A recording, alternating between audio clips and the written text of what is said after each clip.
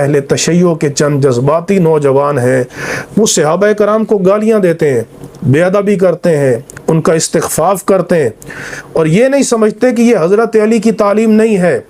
मौलाए मुर्तज़ा अली शेर खुदा ने कभी किसी सहाबी को गाली नहीं दी, हत्ता कि आपने उनको भी कभी गाली नहीं दी जिनसे आपकी जंगें हुई हैं। इससे बढ़कर अखलाकी अज़मत का और क्या इजहार हो सकता है। ये मेरे हाथ में नहजुल बलागा मौजूद है, नहजुल बलागा इब्ने मीसम बहरानी की शरह के साथ इसमें यह बात मौजूद है। हज़रत मौलाए मुर्तज़ा अली शेर खुदा करमल्लाहु वजहुल करीम सफ़ा नंबर 634 है।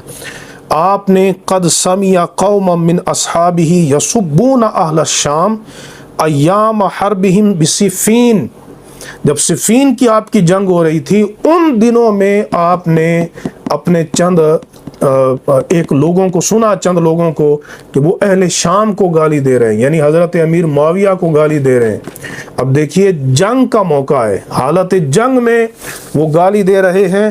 तो हज़रत अली रज़ी अल्लाह ताला अन्हु ने फरमाया, इन्नी अकरहु लकुम अन तकूनु सब्बाबीन, मुझे ये बात बड़ी नापसंद है कि तुम गाली देने वाले बन जाओ, कि ये बड़ी अखलाक से गिरी हुई बात है कि तुम नबी करीम अलैहिस्सलाम के सहाबा कराम को गाली दो।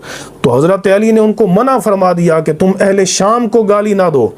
और यहाँ इब्ने मीसम बहरानी बयान करते हैं कि नब्बहा बिकराहतिही लिस्सब्बि वन्नही अन्हु अला तहरीमिही, हज़रत अली रज़ी अल्लाह ताला अन्हु गाली देने को हराम समझते थे। इस वजह से हज़रत अली रज़ी अल्लाह ताला अन्हु ने अहले शाम को सबो शतम करने से मना फरमा दिया। तो हमें देखना चाहिए कि हमारे मुल्क के हालात क्या हैं।